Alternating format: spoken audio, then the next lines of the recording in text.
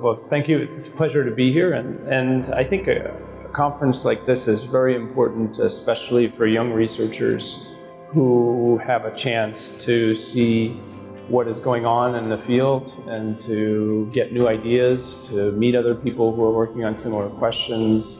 And this sort of vibrance and the sharing of ideas is vital to any enterprise, and especially for people who are getting started and working on research and trying to understand where the frontier is and what questions need to be answered.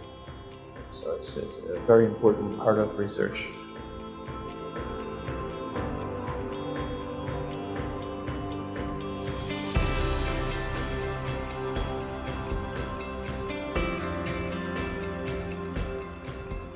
I think everybody these days hears the word big data and has been inundated with the availability of data sets of all sorts. And there's always a danger that we begin to let the data drive the questions rather than have the questions drive the data and analysis. And I think that at this point, understanding identification and understanding exactly what causes what is becoming more important than ever.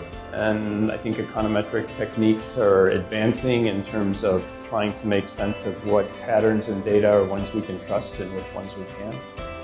And I think that that's something that's cutting across pretty much all areas of economics and social sciences at this point in time.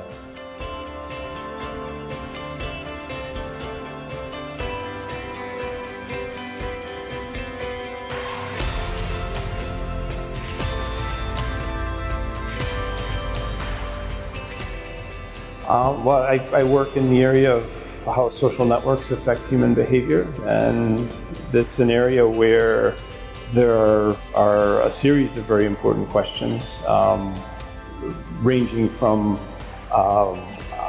inequality in, say, job outcomes and wages. People get jobs through network connections. These are questions that are very important these days as we see a driving, increasing wedge between low-skilled and high-skilled labor and wages, and trying to understand why that comes about is something that's really important. Networks also are important in understanding financial networks. So understanding as we globalize, how do shocks in one economy affect another economy?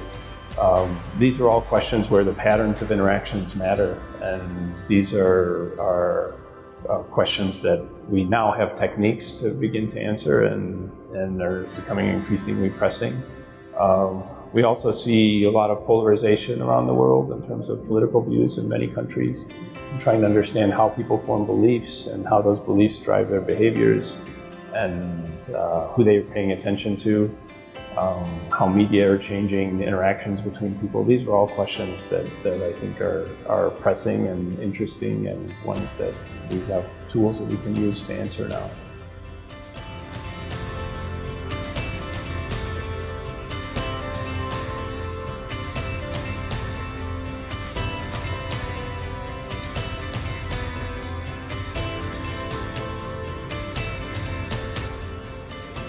Sure. I think there's a number of ways, and I think some of them have been very good.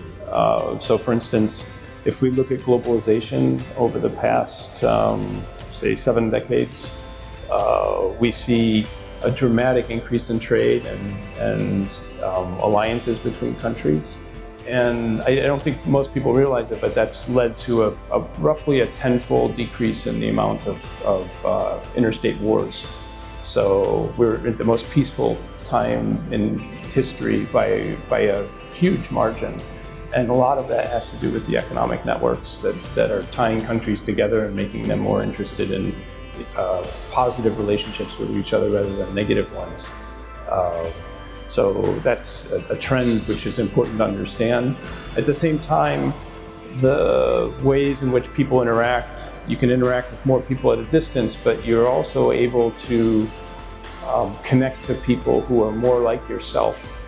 And so the advent of the internet means that we end up with more echo chambers and concentrated groups of people who can develop beliefs that are very focused, and so there's very good trends happening at the same time as ones which can be very detrimental, and sort of understanding exactly how those are going to play out and how they affect the long-term development of the world and